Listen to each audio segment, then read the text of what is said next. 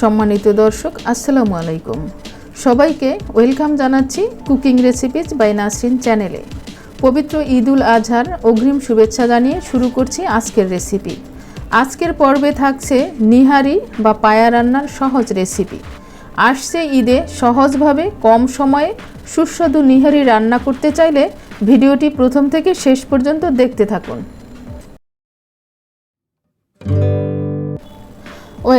এখানে বড় গরুর দুটি পায়ের নলা ও খুরা নেওয়া হয়েছে। এগুলো যারা খেতে পছন্দ করেন কেবল তারাই জানেন যে এটা কতটা সুস্বাদু। হাড় থেকে রগগুলো ফুলে জেলি বেরিয়ে আসে আর হাড়ের ভিতর থেকে মজ্জাটা বেরিয়ে এসে একটা অসম্ভব মজার স্যুপ তৈরি হয়, যেটা নান, পরোটা বা রুটির সাথে এমনকি ভাতের সাথেও খেতে ভীষণ মজা।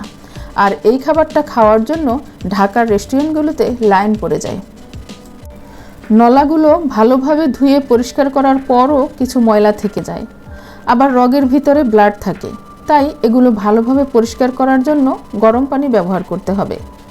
পর্যাপ্ত পরিমাণে গরম পানি দিয়ে ডুবিয়ে রাখতে হবে 10 মিনিটের জন্য। 10 মিনিট পরে দেখুন ভেতর থেকে ব্লাড বেরিয়ে আসছে। এগুলো হাত দিয়ে ভালোভাবে পরিষ্কার করে নিতে হবে। আর কুসুম গরম পানি দিয়ে আরও 2 বার ধুয়ে নিতে হবে। এই পর্যায়ে এসে আর কোনোভাবেই ঠান্ডা পানি ব্যবহার করা যাবে না। কোরবানির দিন আমরা অনেক বেশি ব্যস্ত থাকি, তাই আপনি যদি ওই দিন রান্না করতে না চান তাহলে এই অবস্থায় প্যাক করে ডিপ ফ্রিজে রেখে সংরক্ষণ করতে পারেন। পরবর্তীতে যে কোনো সময় রান্না করে খেতে পারবেন। এরকম একটি বড় পাতিল নিতে হবে। এবারে নলাগুলো পাতিলে দিয়ে দিচ্ছি আর সাথে প্রয়োজনীয় মশলা দিয়ে দিচ্ছি। তেজপাতা দিয়ে দিচ্ছি 3টি, বড় সাইজের 3 টুকরা দারুচিনি, 10টি ছোট এলাচ বা সবুজ এলাচ, 2টি বড় এলাচ বা কালো এলাচ। বড় এলাচ হাতের কাছে না থাকলে ছোট এলাচ আরও 4-5টি বাড়িয়ে দিবেন। সবগুলো এলাচের মুখ ফাটিয়ে দিতে হবে।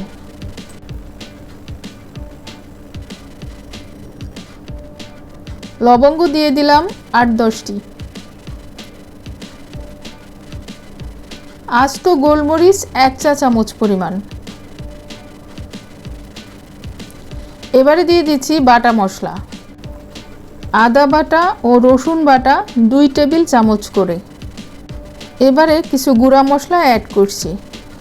দিয়ে দিচ্ছি হলুদের গুঁড়া 1 চা চামচ, মরিচের গুঁড়া 1 চা চামচ, জিরার গুঁড়া 2 চা চামচ, ধনিয়ার গুঁড়া 1 চা চামচ আর লবণ স্বাদ মতো। 8-10টি কাঁচামরিচ সামান্য ফাটিয়ে দিয়ে দিচ্ছি। আর 4টা পেঁয়াজ কেটে দিয়েছি, বড় বড় টুকরো করে কেটে দিয়েছি, কারণ এগুলো রান্না করতে করতে গলে যাবে। এই পর্যায়ে সরিষার তেল দিয়ে দিচ্ছি 3 টেবিল চামচ পরিমাণ।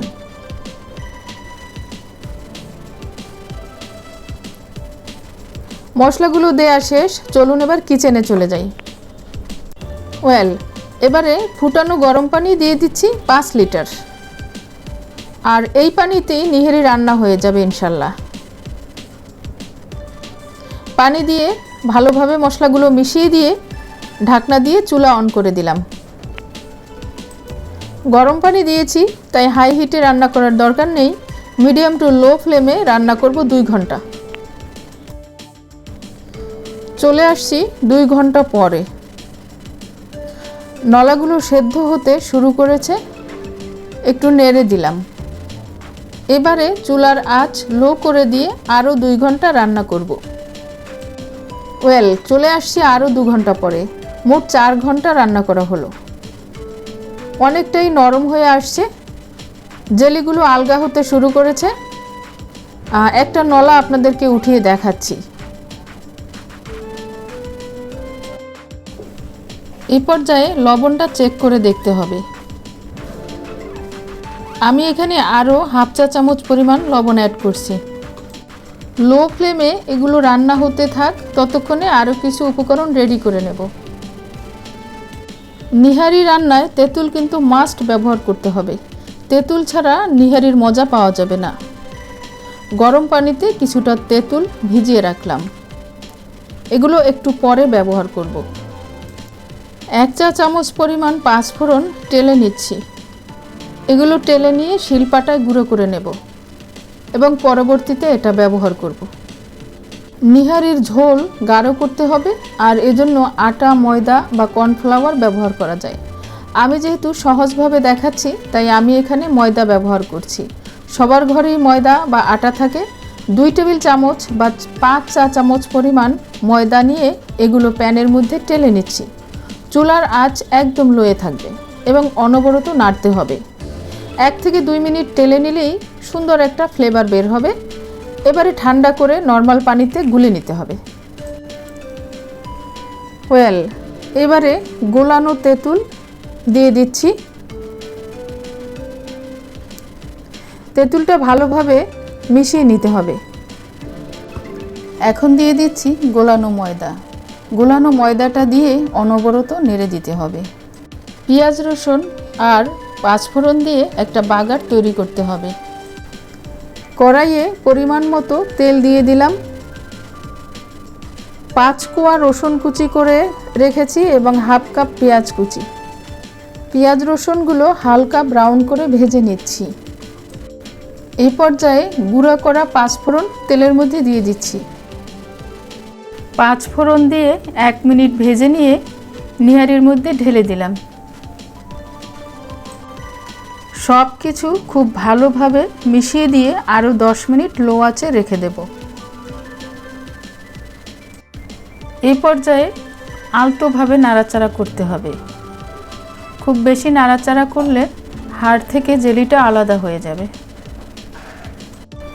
10 মিনিট পরে দেখুন নিহারিটা কতটা সুন্দর হয়েছে আর ঝোলটাও ঠিকঠাক আছে।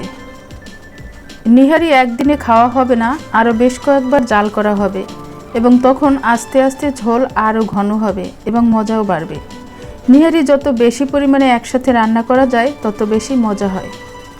নিহারি স্লো কুকিংয়ে 3 দিন ধরে জাল করেও রান্না করা যায়।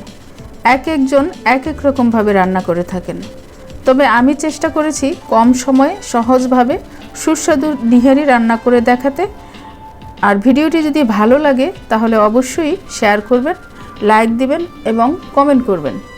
সবাইকে অনেক অনেক ধন্যবাদ জানাচ্ছি। ভালো খাবার খান, সুস্থ থাকুন। It good food, feel good. আজ এ পর্যন্তই। আল্লাহ হাফেজ।